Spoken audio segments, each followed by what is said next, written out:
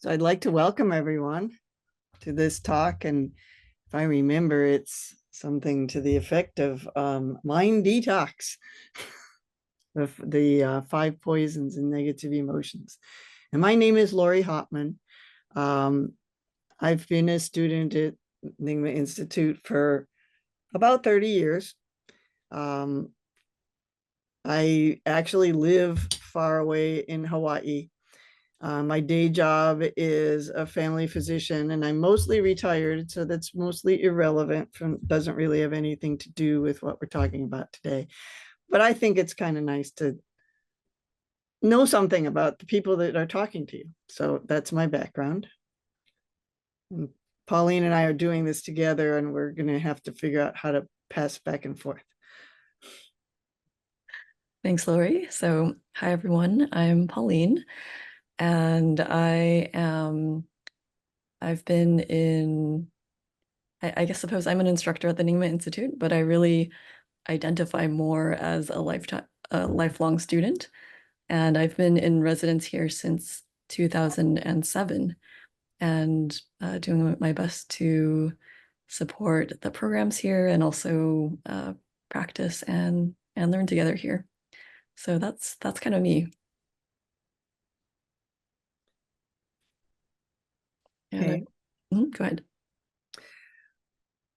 Part of the point of this talk is in preparation and introduction to some classes that Pauline and I are working up to be offered soon, I hope. In the Nyingma Psychology series on techniques and strategies to deal with negative emotions. We are all human beings and we all have lots of emotions. Emotions are valued a lot in Western culture. And only very sometimes do we see them as negative. We follow our passions, music inspires art. Emotions are complex, and sometimes they're very hard for us to put into words even. They're really part of human embodiment. They change all the time. We often feel sort of, or at least I often feel a little bit discontinuous. You know, I'm happy one minute and then something happens and I'm sad, and it just it's a little hard to predict, a little hard to control. Sometimes things are really obvious reactions to a set of circumstances or conditions, and sometimes they just come out of nowhere. And really great masters in the Nyingma tradition have studied this and written extensively about it. When I read this stuff, I personally am astonished at how accurately somebody so long ago managed to describe something that is going on right now in my little 21st century mind.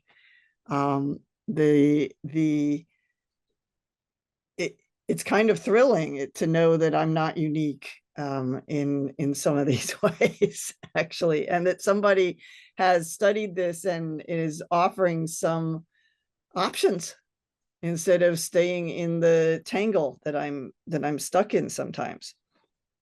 So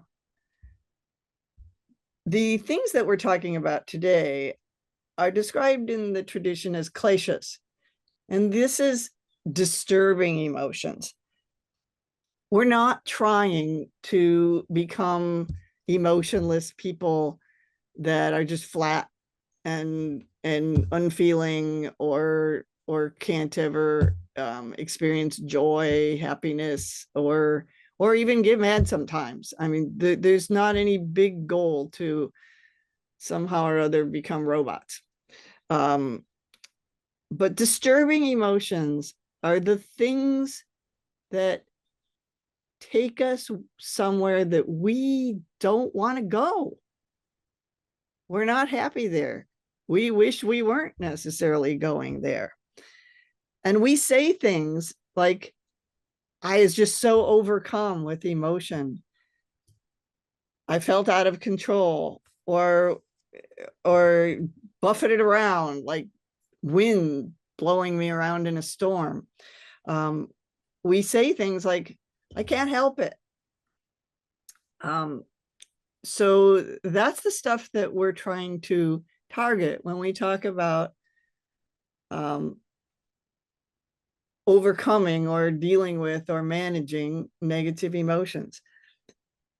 The other classic description that is used a lot is the 5 poisons. What are poisons? Poisons are things that make us sick or even kill us. I mean, poisons are bad. We don't want those. But looking at this from a little bit of a Buddhist perspective, there's the body, the speech, the mind. Even these emotional poisons take a toll on our bodies. And I think most of us know that. Stress, anger, being upset, etc. People throw up, people get high blood pressure. Our bodies don't like these states. It affects our health.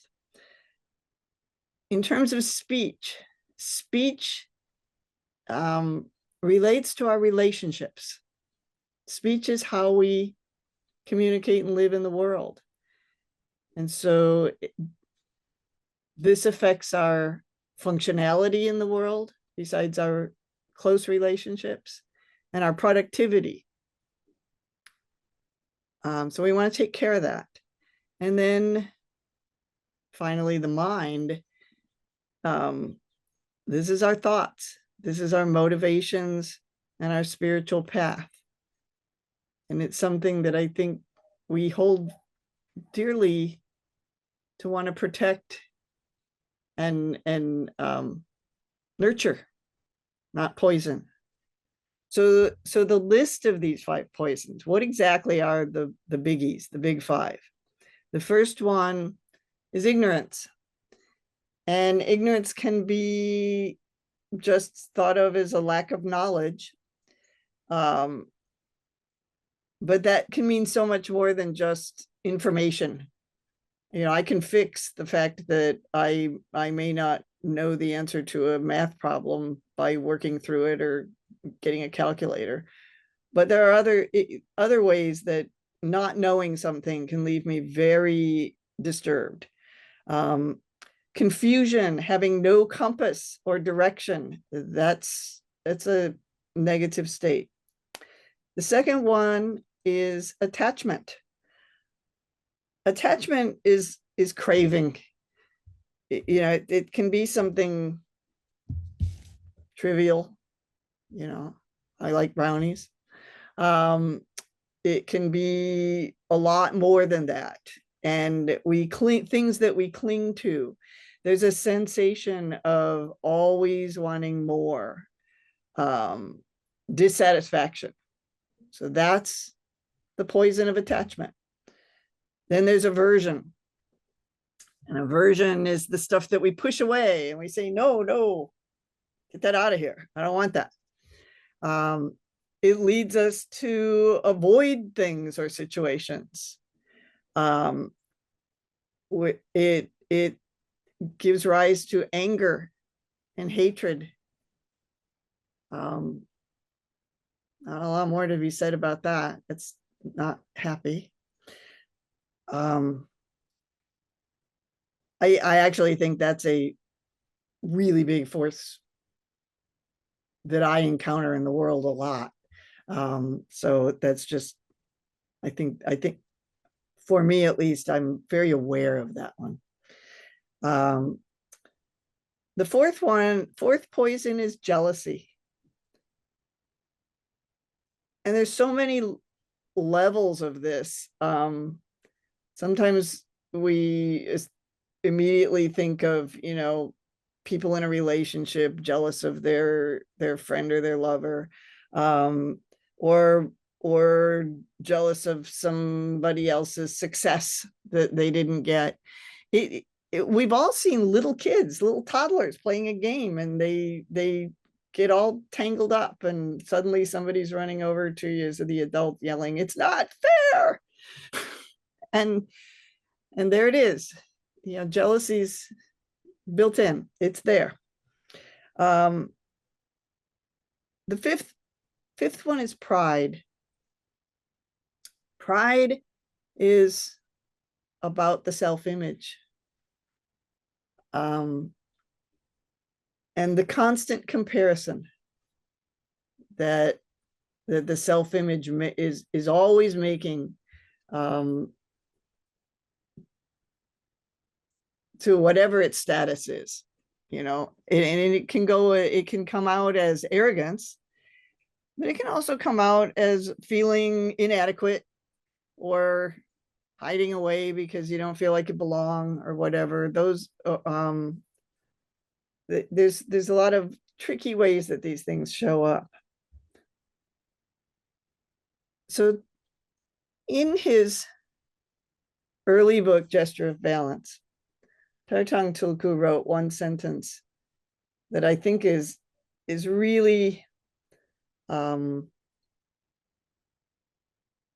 relevant to this, and how to, and it gives us an idea of how to approach these things and really learn about them and about ourselves and how to be happier.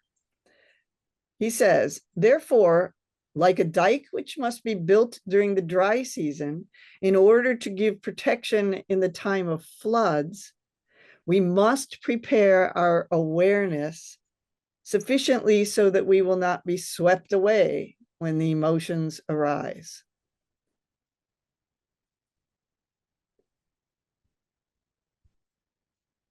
We're all grown-ups, and we've been working on this already for a lot of our lives, I think, most of us. Using our intellectual mind, we try to look at things from a distance, and we analyze why. We try to trace back the details, the circumstances, and see if we can disentangle ourselves some by that understanding. We apply logic. Sometimes we just repress an emotion, don't express it, try to hold it down and hope it goes away soon. And often it does. It'll back off for a while. Sometimes we distract. It's a technique that can be useful when you're going somewhere you don't want to go. And these things all have some very practical applications that we've probably all used. I think we can do something better. And I think in using the guidance from this wisdom tradition that has studied this so deeply, we can find a way towards more clarity and balance. One thing that I would suggest that you think about for yourself, many of us have one of these 5 poisons as something that's very strong in our personality. And then sometimes that can change. It can change from one time of life to another. It can change from one time of day to the other. But often there's a little bit of a theme going. And that's something that can be valuable to notice. But Tartang Tulku instructed us, we have to prepare our awareness so we don't get blown away. So how do we prepare our awareness? We do that with meditation. So at this point, I would like for us to do a bit of that. We're going to do a practice that involves looking. And we're human beings. And when we start just looking at our mind, we're going to see a lot of stuff, and some of it's going to be good, and some of it's going to be bad, and some of it's going to be silly, and some of it's going to be very profound. And that just keeps going on and on, honestly. And our first and ongoing job is to just look. And there's two qualities to this looking that I think are very important. And the first of those two qualities is going to be to suspend judgment. So we see something and we right away identify it and label it good or bad and start a commentary on it. And that's normal. In this practice, we're not trying to do a mind cleanse or transform the mind in some way. At this point, all we really are trying to do is just look and see as clearly as we can. And the stories and all the contextualizations that come up are just one more thing to look at. So as we do this, I'll be reminding you sometimes to just keep coming back to looking and let go of the stories if you find yourself down the road. The other quality, I said there were two, and the other one is to be honest. And this is just you and your own mind. And what I've observed for myself is when I look directly as I can, already there's a tendency to try to color it or explain it or justify it or push it away or do something. You know, I feel this push or urge to respond in some way or and interact with whatever is coming up. And that it's almost like I'm trying to edit something before I even really see it. And so this level of honesty is that none of that actually matters. And all we have to do is look. And we don't have to worry about good or bad or neutral or anything else. So if you like, if you could come into sitting, however that is, on the cushion or the chair. And sit with your feet on the ground if you're in a chair or your legs crossed. And relax the lower body and feel yourself sitting on the cushion. Let your back be straight and upright, but not tight and tense.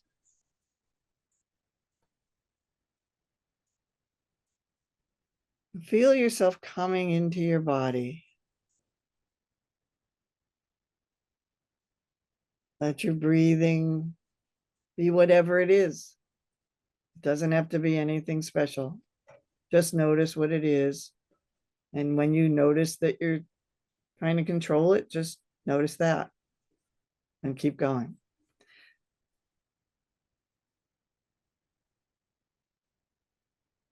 Let your jaw relax. Let your eyes relax. And feel the sensations of being wherever you are.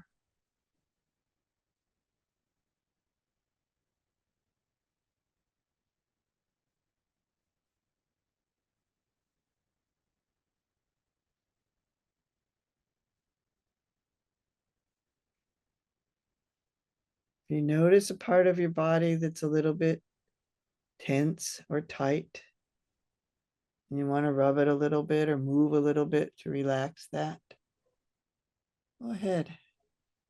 Take care of that. Take care of yourself and your body. And find comfort and ease.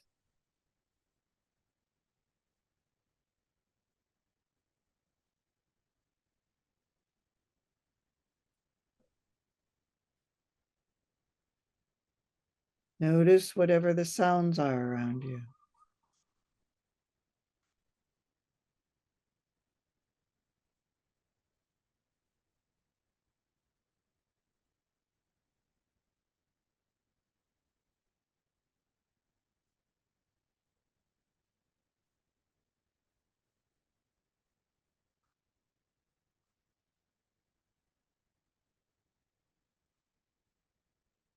Feel the air moving into your nose and your mouth, down into your lungs, resting, making its way back out again.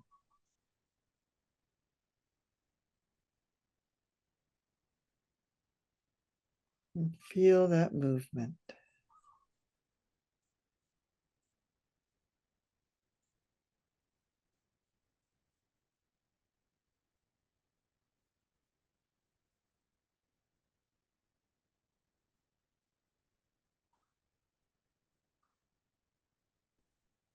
And you notice sensations in your body, just the touch of the air when it moves. Or maybe something a little more inside, like a place that feels a little bit tight and you want to adjust just a little bit.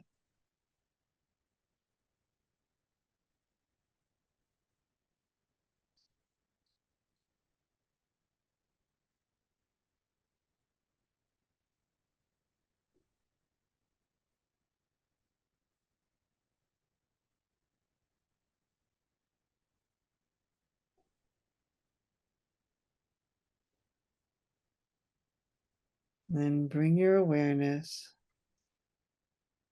to the top of your head.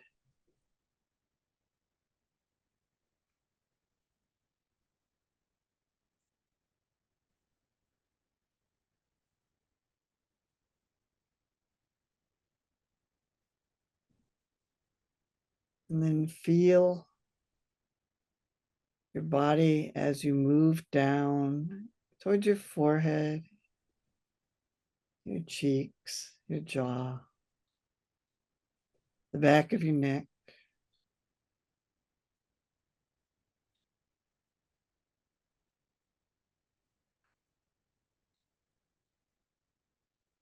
Down around your shoulders,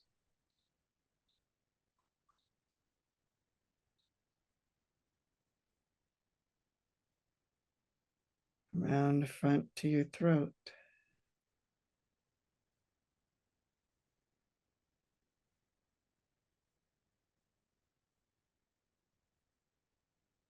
And little by little, just let your awareness keep moving down through your chest,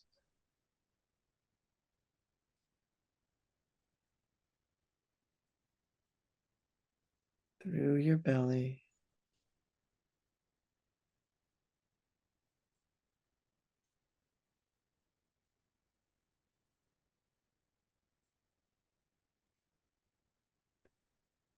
through your legs as they're supported, sitting, down to the feet, connecting down with the earth.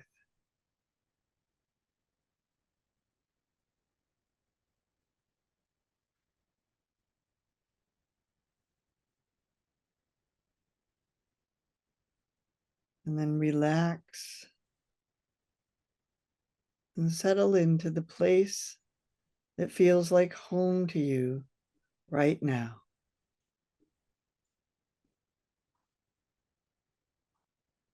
Wherever that is in your body.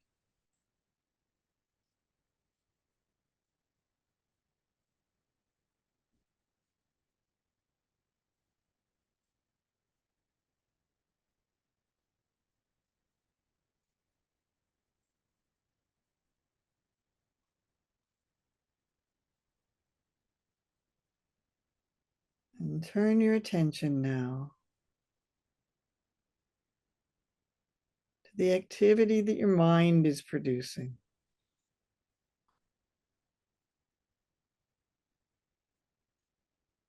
Maybe it's a thought.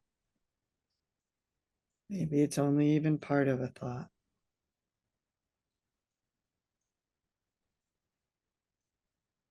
Maybe it's a sensation.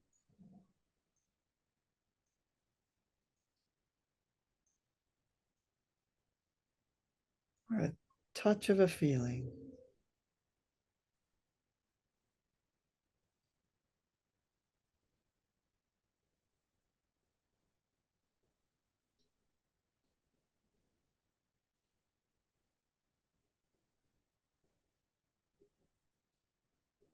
And just keep looking.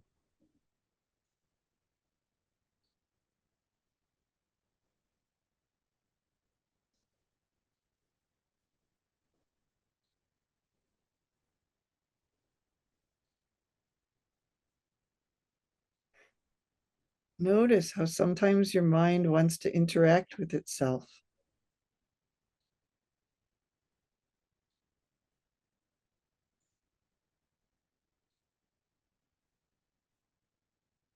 See if you can let that relax.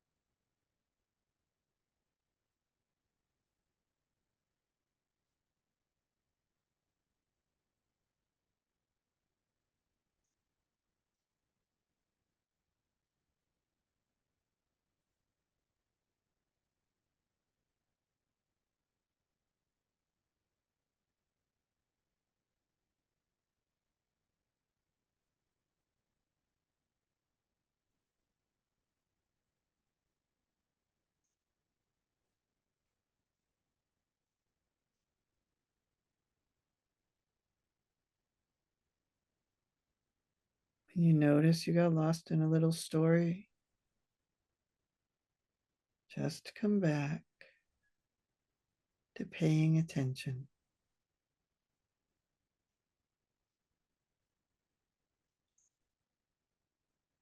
If you feel unanchored, notice your breath.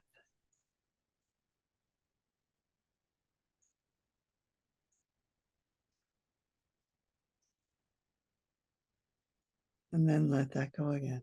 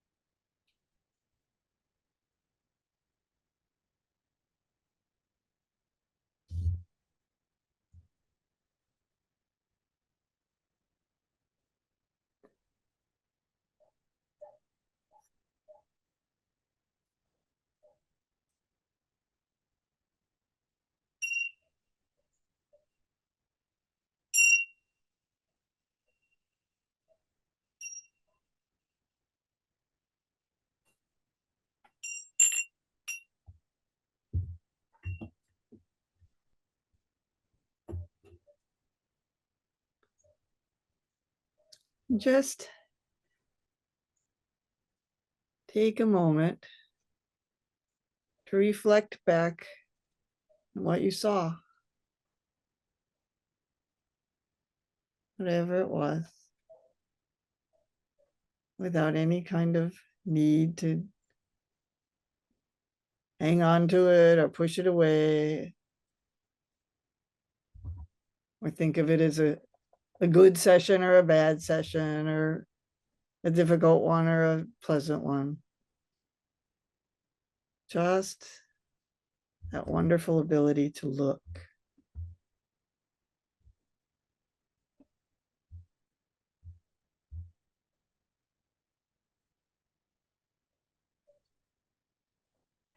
And from here, I think Pauline's going to take us some more. Okay, thanks, Laurie. So we're going to do a little bit more, I guess I'm going to do a little bit more talking, and then we'll do a practice after that.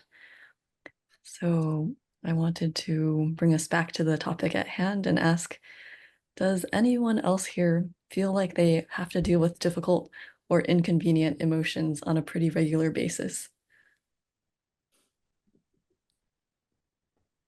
Right? I mean, it's sort of a universal feature of being human. And we all have times when we sort of go into emotional spirals. And so something that you might have noticed is that when we operate under the influence of heavy emotionality, we're generally less effective. And also, it's good to remember that our world kind of runs on negative emotionality. That's what hooks us. The, wanting more turns into greed. Anger, fear can turn into hatred, even loneliness of individuals in a society. It all adds up. And honestly, I think negative emotionality is driving a lot of our market forces. And so, what can we do differently? What can these practices offer? My personal favorite part about this set of Nyingma psychology practices is that they are so applicable, and also they make things fun. They are sort of like an emergency tool you can reach for. I think of it a little bit as a break glass in case of emergency. So when you're really, dealing with anger or jealousy or something specific, then you know what to reach for. But also we realize that we can play with this stuff. We don't have to be so afraid of it when it pops up. And that's one of the tricky things about emotionality, right? It's sometimes the little stuff kind of pops up like popcorn. Like we're not really expecting it, and it just sort of emerges in our minds to deal with sometimes. It's also good to remember that emotionality isn't, it's not really, it's not inherently bad, actually. We also don't want to get into the trap of just being upset at ourselves for what pops up in our minds. Emotionality is really a form of energy, and we just need to learn to work with it and play with it and kind of be less hooked by it. And in our ordinary sort of mode of living, it might be different for the great yogis. The initial arising of emotionality is something that we can learn from. It's usually a helpful signal or message for us, but we can drop the looping reactionary holding pattern that we pretty much habitually engage with. And I'd like to echo something that Laurie said earlier, which is that Buddhism isn't about becoming emotionless, about blanking out or feeling things less. It's actually the opposite. As you encounter your mind, you hold space for your body and your heart, you actually, in my experience, I feel like you become more human. And I think life becomes even more beautiful and kind of juicy. You really savor everything in all of its complexity. And as you work with your mind, you're more able to fully experience whatever arises and also to completely let it go.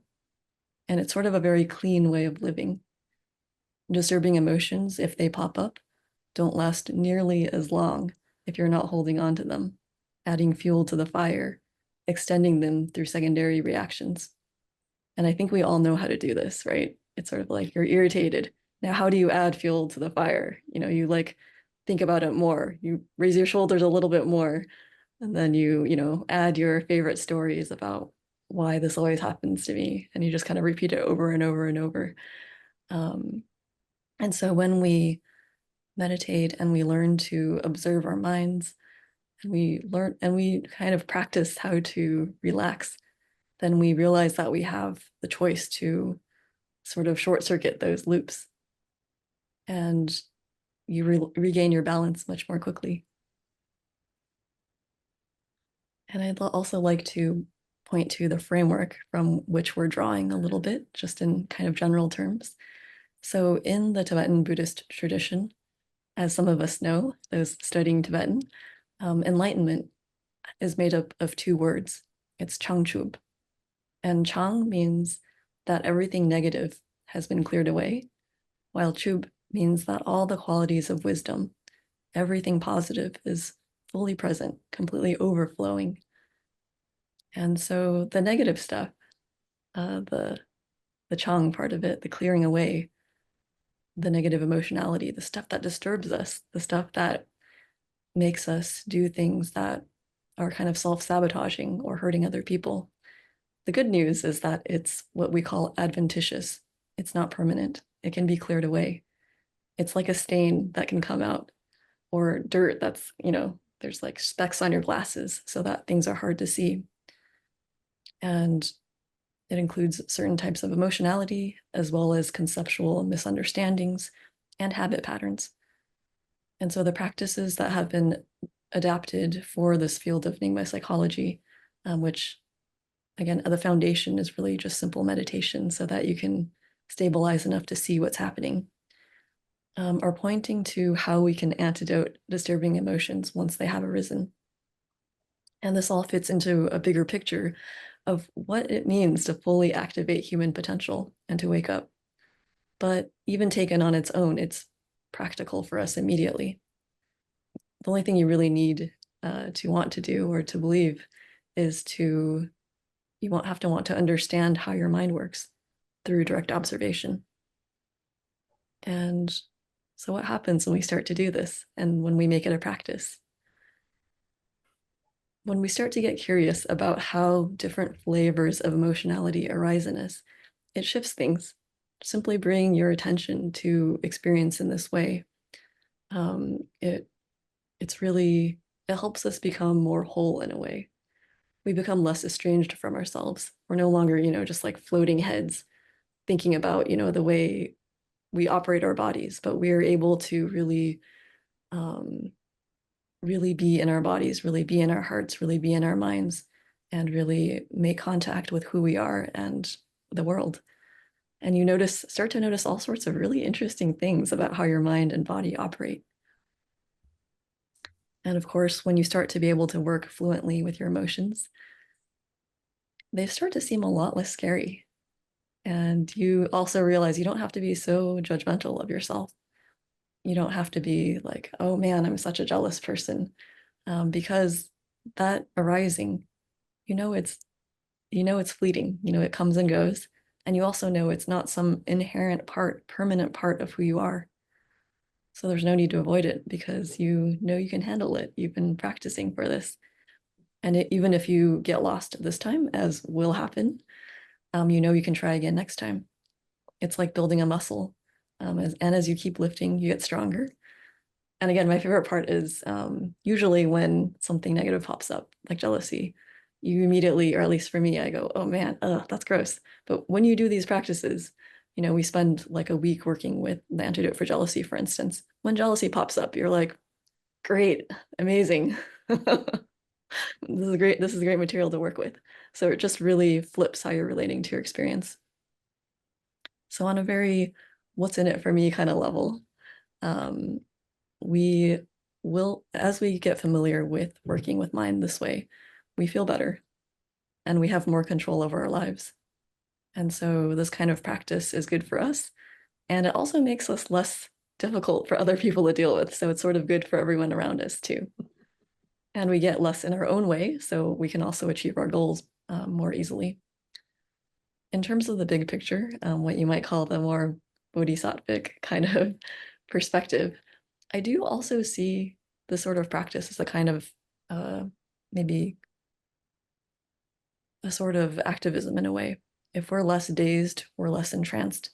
If we know how to see through negative emotionality, it adds up. It naturally has effects on others, sometimes without even trying to tell them, what works. And at the least, we're not adding to certain types of momentum in our society, in our culture, in our world. And we become a lot more humble and compassionate because as you know how you get hooked, you've studied your mind. And when you see someone else getting hooked, you know what's going on with them. And so again, the basis for all of this is meditation.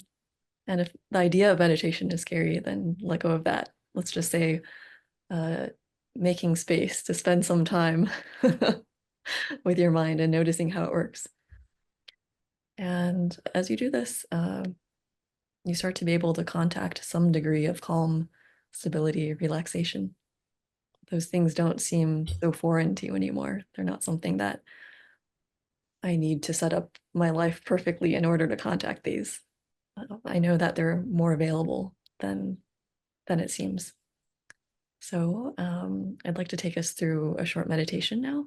And then if we have time, then we can do a little bit of discussion or questions at the end.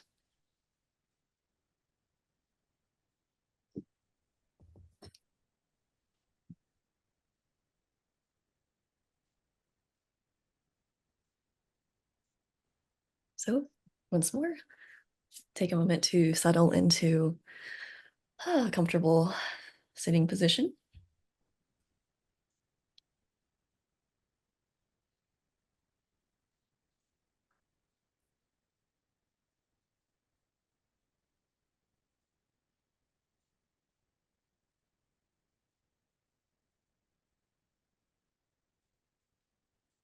Let your back be straight in an easy, balanced kind of way.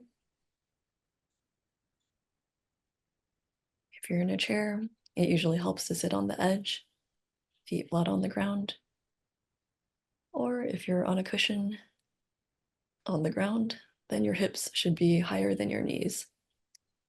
And this just helps us sit in a way that's stable and balanced with your back upright or straight.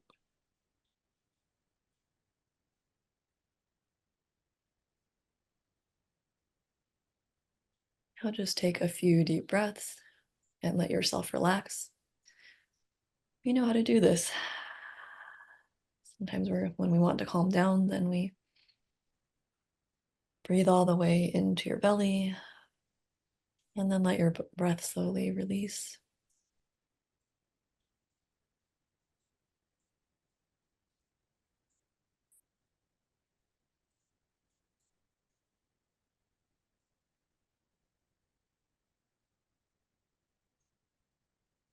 And as you're taking these deep breaths, relax your eyes. You might even let your mouth fall open slightly.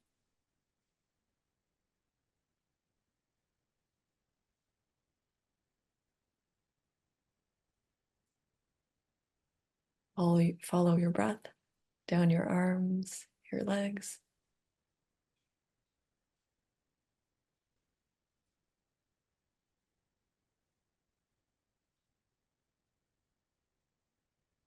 And letting your breath settle into a more natural rhythm. Completely let yourself go.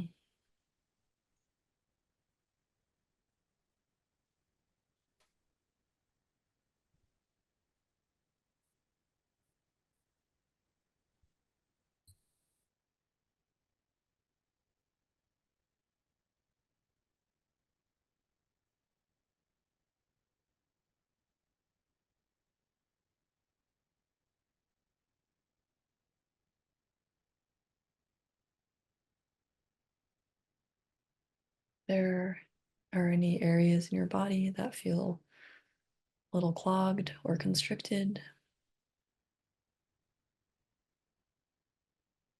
You can give yourself a sort of internal massage with your breath. So just breathe into those areas.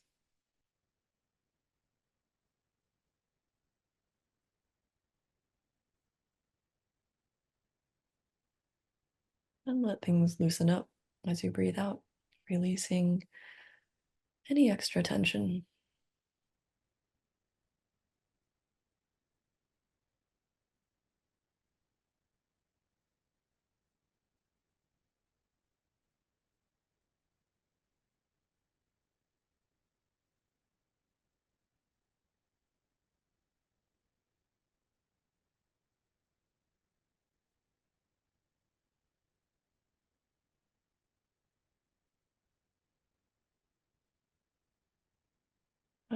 Simply take a moment to listen to your body in silence.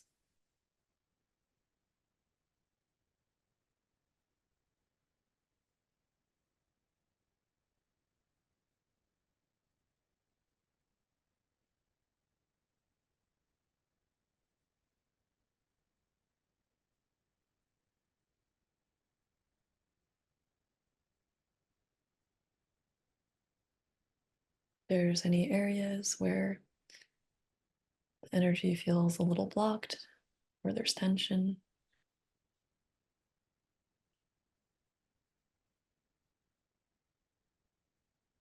you can let your breath help you. Let your breath circulate around and through those areas. And try letting go of labels and simply entering the sensations themselves as pure feeling.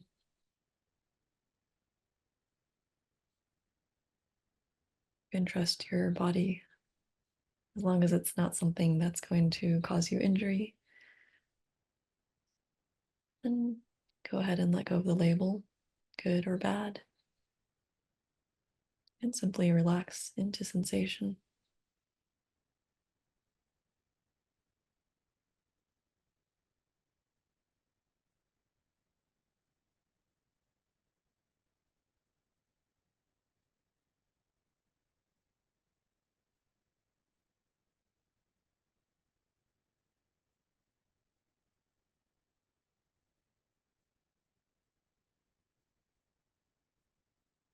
And your whole body become loose, relaxed.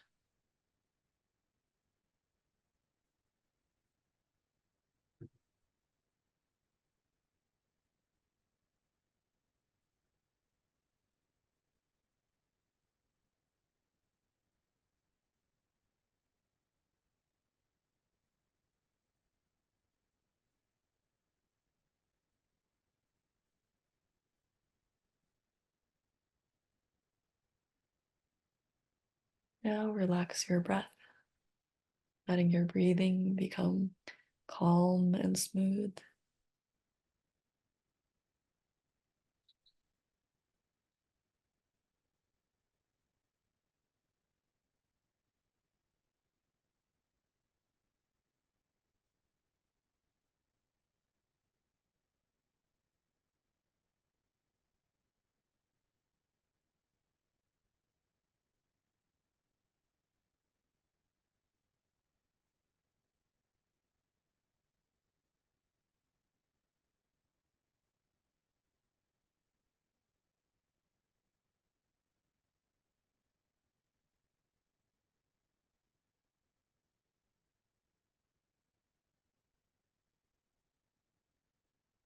As you inhale slowly and deeply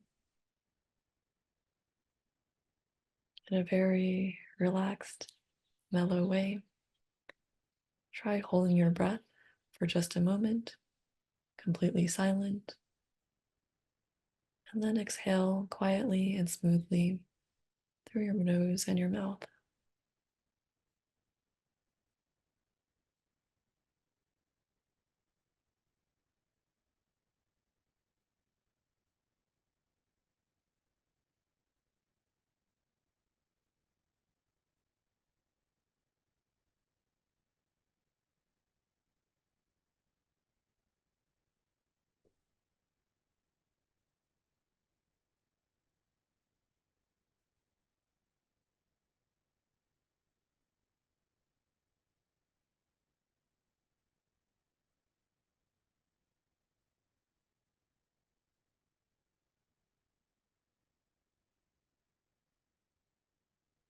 Feel the energy circulate through your bloodstream and gently watch your feelings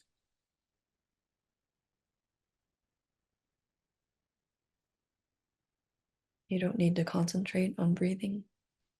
Just let the feeling be and let your consciousness experience that feeling.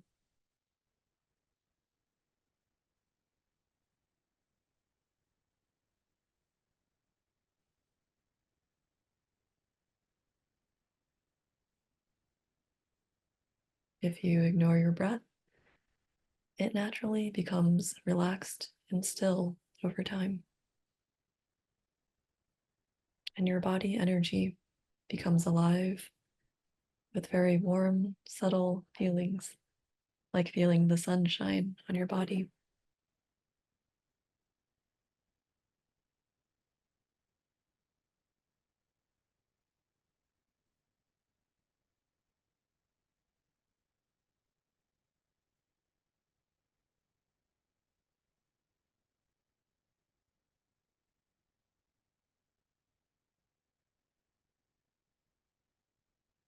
Quieter you become, the more energy you can feel. Just a very open, silent feeling of expanding vastness.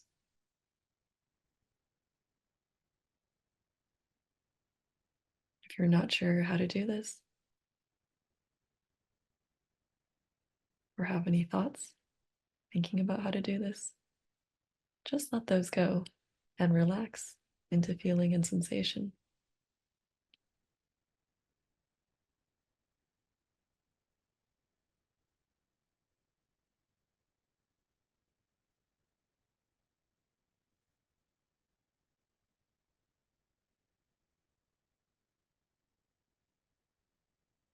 No instructions, no concentration.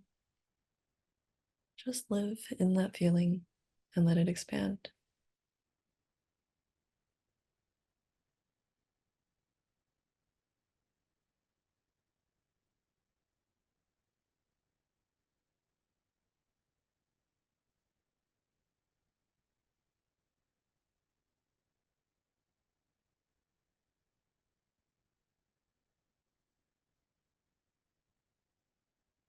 Relax your mind.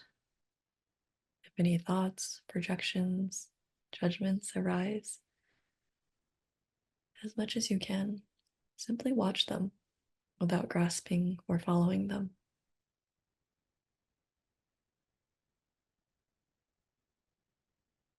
When a thought arises, you might notice sort of a feeling energy, almost a halo along with it. Simply relax into this feeling.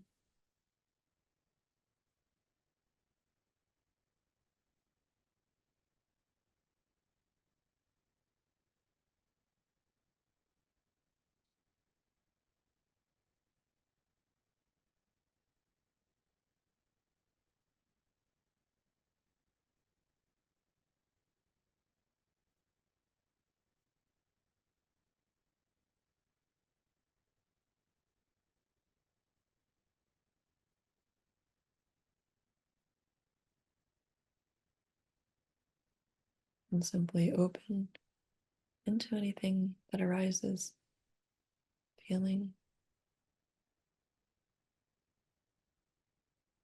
breath, thoughts.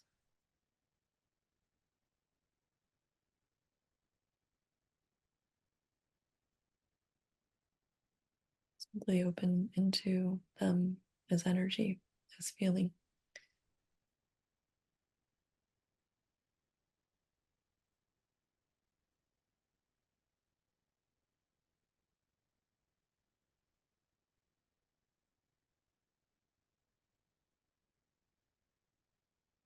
Let it expand, let it circulate, almost as if on its own throughout your body.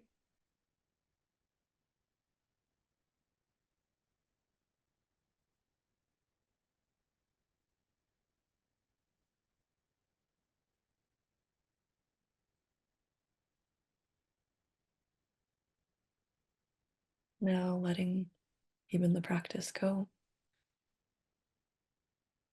Simply rest for a moment.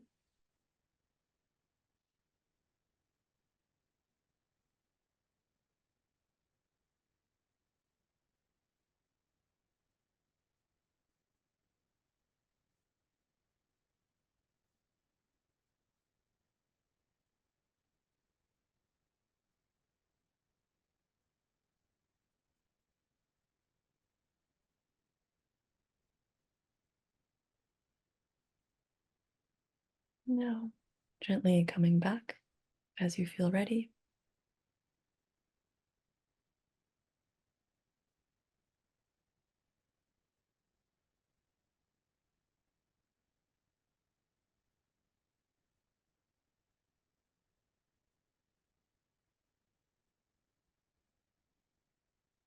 Okay, thank you all for coming on this discussion and journey with us. We still have a few moments left, so if you have any reflections on emotion, or if you'd like to share anything about your experience with any of these practices, the floor is open.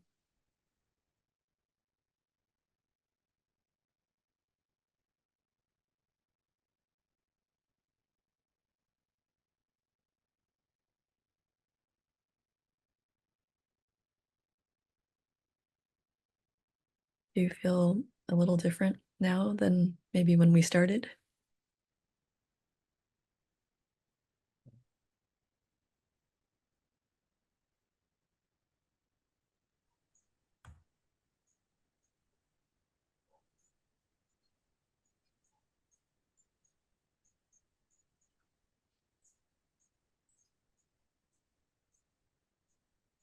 Well, I certainly do. So I'm hoping that some of you enjoyed that as well. Thank you. Let's see. Oh, okay, great. I see a couple hands raised. Donna, would you like to say something? Yes, I was wondering, this is a question for Laurie, and she recited a quote from Rinpoche, and I would like it if she could read it more slowly so that I could write it down, because I think I wrote it down too fast. Aha. Sure. This is from Gesture of Balance on page 64. Therefore, like a dike, which must be built in the dry season, in order to give protection in the time of floods, we must prepare our awareness sufficiently so that we will not be swept away when emotions arise.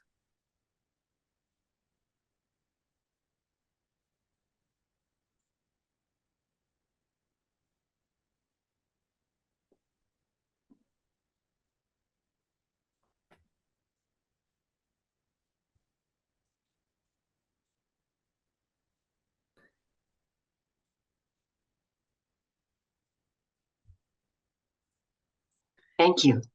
You're welcome. Just speaking of reactions to that second practice, I can share that as I was relaxing into just the energy that was moving through my body, it started to rise quite strongly. And I started to cough. And I recognized that it was a blockage around the throat center with speech. And here I am supposed to be speaking clearly or communicating, and where do I where does it manifest? But in my throat center, that I was stuck. So that's the you can figure out that there's a little bit of anxiety or fear related to that. It's really interesting, right? How our emotions are connected to energy centers when we start to really work with feeling, right? Yeah. There's a question in the chat. Is this going to be offered as a workshop or an ongoing class? And the answer is that yes, that's the intent. And we do not have a schedule available for you yet, but the intent is to do a series of classes going through each of the 5 poison with a little bit of some bonus stuff. In addition, that addresses specific techniques. It goes into detail to experience and apply antidotes and understand and work with this 1 week at a time.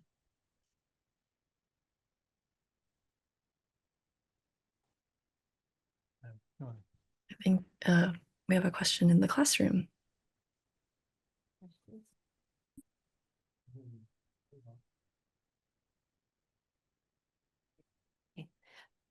Will these classes be presented in a hybrid format or just in person? Have you gone that far yet in planning? So it'll definitely be either online or hybrid, because Laurie is in a different time zone. She's actually in Hawaii. So in order to teach us together, it will definitely, again, maybe I can be in the classroom, but if I can figure out how to talk to the screen and people in person at the same time. But yeah, it'll definitely be available.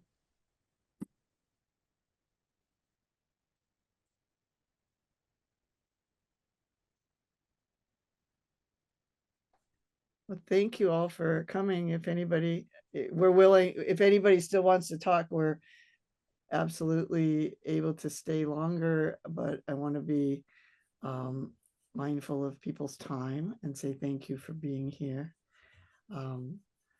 If you want to take a moment in your own mind to remember what we've done and package this benefit for yourself, for anyone that you specifically feel is in need of benefit, share with them, or with all living beings.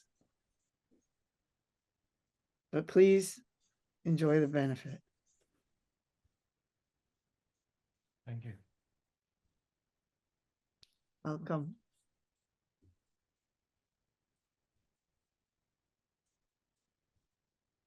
Thank you both. Thanks, Kay. Good to see you. Good to see you both too. Too rare. Bye.